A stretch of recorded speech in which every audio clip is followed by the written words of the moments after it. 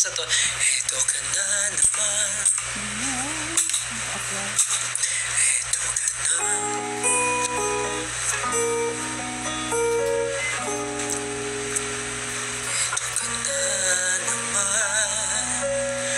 Kumakatok sa aking pintuan, muling naghahanap ng makakausap. At ito naman ako, nakikinig sa mga kwento mo, paulit-ulit lang. Nagtitiis kahit nasasaktan. Ewan ko bakit ba hindi ka pa nadadala. Hindi ba't kailan lang nang ika'y iwanan niya. At ewan ko nga sa'yo, parang baliwala ang puso ko. Ano nga bang meron siya? Nasa akin ay di mo makita. Kung ako na lang sana ang iyong minahal, di ka na muling mag-iisa. Kung ako na lang sana ang iyong minahal, di ka na muling luluha pa. Di ka na mangangailangan pang humanap ng iba. Narito ang puso ko.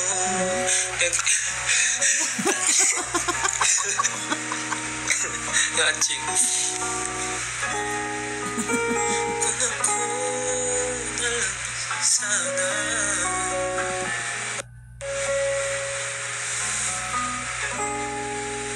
Hala.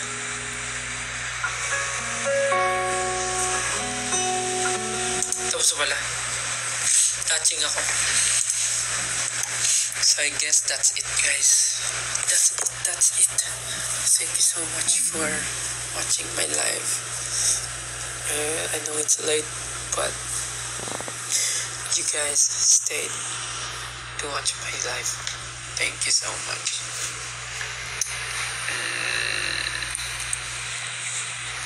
Sobrang dami kong dapat ipagpasalamat sa inyo.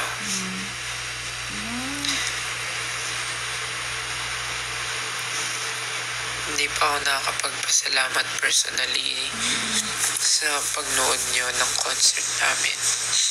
Yung finale. Thank you so much, 18. Sa lahat ng mga bumili ng tickets. And sa mga sumusuporta sa amin. Nagsistream ng music namin. Nanonood ng music video. Maraming salamat. There's more to come. Thank you so much. Thank you so much. Thank you so much. Thank you so much. Thank you so much. Alam ba yung meme lang gano'n? Thank you so much. Thank you so much. Thank you so much. Thank you so much. Hindi, pero kidding aside, thank you. Maraming salamat po. Kung nagtataka yung mga bagong nakakanood ng live, kung nagtataka po kayo bakit ganito yung boses ko, actually nahihirapan po akong laksan and itaas kasi napaos po ako nung nag-outing kami, tsaka kasigaw, kakatawa, so yeah.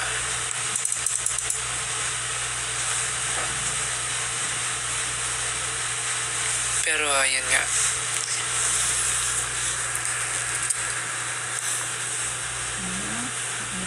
to make it short, kasi nakapants ako eh.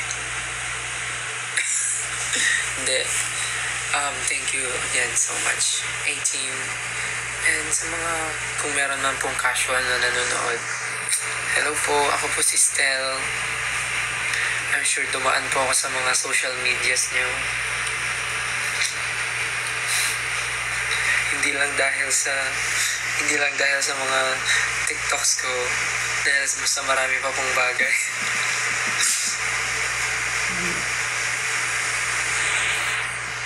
But yeah, sa mga curious po at sa mga nagtatanong kung okay ako, of course guys, I'm okay. I mean, hindi lang ako, ano ba yung dapat ko sabihin? Well, iniisip nyo, baka kasi iniisip nyo hindi ako okay kasi hindi ako sa social media ng mga nakaraang linggo. Pero kasi sobrang busy talaga, ang dami kong inaasikaso. And malalaman nyo rin yun sa takdang panahon. Oh my God, napunta na siya.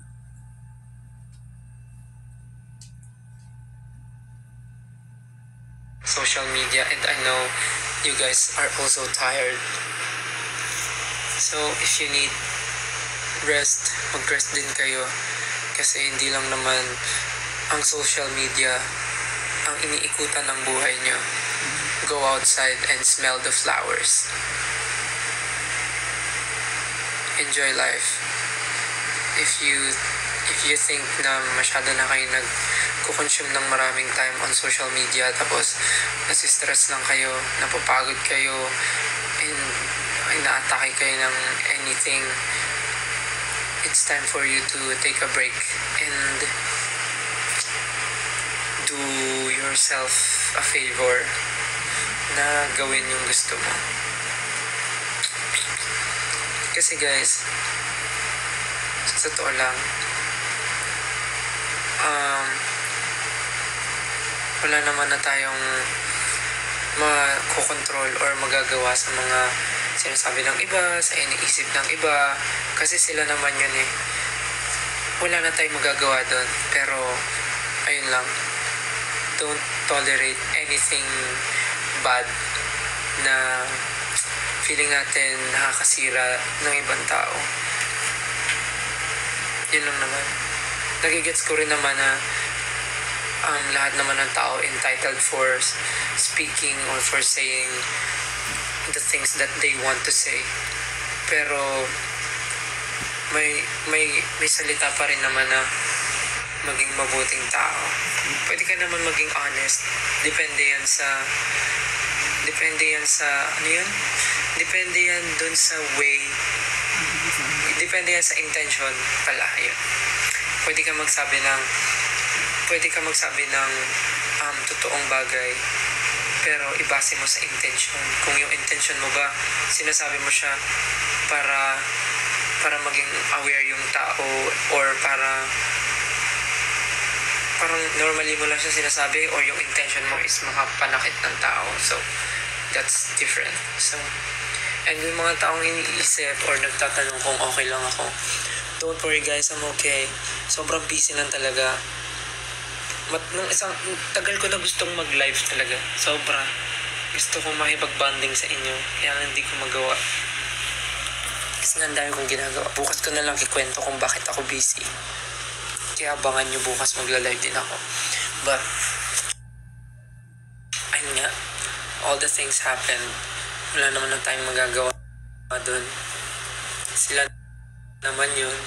Basta ang sa atin lang, let's continue life.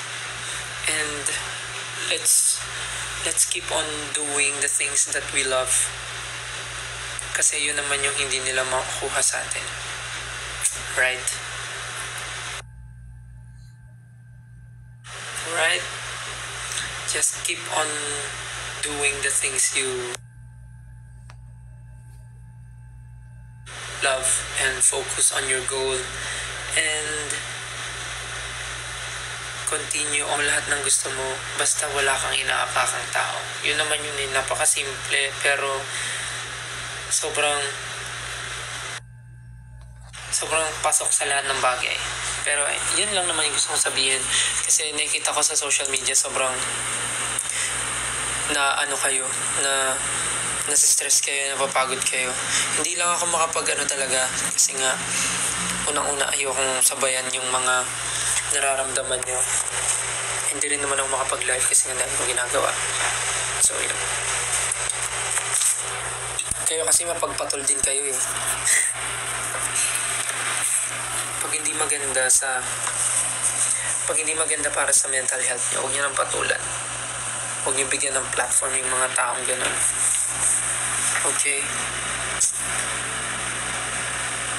Let's just be thankful na marami pa rin tao ang may mabuting kalooban na nagsasabi or hindi nagtotolerate ng ganong klaseng mga gawain. So, at least marami pa rin taong ganon. So, di ba? Yun na lang isipin natin. Kaysa isipin natin yung mga negative na bagay or yung negative side, yung mga yun, isipin na lang natin yung magandang bagay. Think on a lighter side. Tama ba? Parang ganun. Okay nga yun eh. Tsaka sabi nila, di ba, pag marami kang basher, ibig sabihin sikat ka na. Boom, sikat. Hindi, joke lang. Kasi as long as naman na may ganun, ibig sabihin, mas visible ka sa social media. So, ano pa rin siya? Okay lang siya. At least napapag-usapan. Yun na lang isipin natin. Tsaka di naman ako nasaktan, to be honest. Tsaka ba't ako masasaktan, di naman totoo. Joke. Sabihin niyo, ang yabang ko na. Hindi, yun lang naman yung gusto kong sabihin. Basta pag feeling mo hindi siya maganda sa'yo, iwasan mo. Huwag kang papatol. Huwag kang papatol sa mga bagay na feeling mo naman hindi deserve ng oras mo. Parang huwag kang magsasalita, di ba? Tingnan mo, hindi naman ako nag-post ng anything. Huwag mo na lang bigyan ng time. Basta ako busy ako ng time na yun. Kikwento ko sa inyo bakit ako busy bukas. Basta ganun. Pero ano rin paalala lang rin na pag may mga ganun, kung papatol lang rin naman kayo, huwag niyong papatulan. Huwag niyo yung patol niyo, huwag din kayo gaganti katulad ng way ng pag-attack niya. Nagagalit kayo kasi ina-attack tayo, pero yung way ng attack niyo, same din sa ginawa niya. Huwag ganun. Huwag ganun. Pwede niyo pagsabihan, pero huwag niyo siyang gagayahin. Kasi pag ginaya niyo, pag gumanti kayo, tapos ginawa niyo yung way niya, edi parang same lang rin kayo ng ginawa. Wala kayong pinagkaiba. Diba? Tama ba ako? So, kung gaganti kayo, gamitan nyo na lang ng nice words. Kaysa may manggaling pang masamang bagay sa bibig mo. Diba? Kung binato ka ng bato-batuin mo ng tinapay. Kaysa makagawa ka pa ng masama sa ibang tao, gantihan mo na lang ng magandang bagay.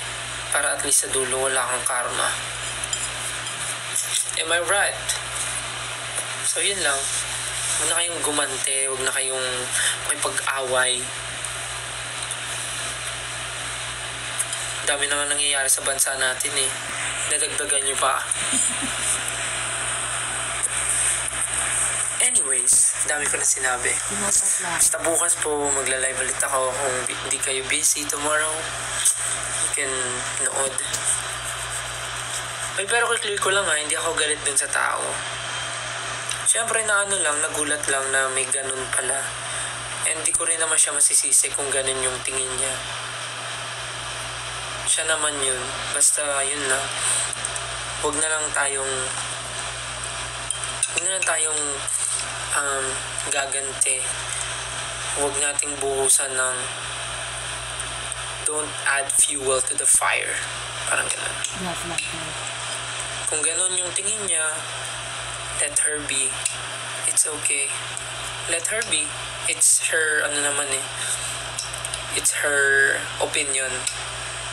Yun nga lang, hindi tayo sure kung ano yung intention niya. Si God na bahala dun.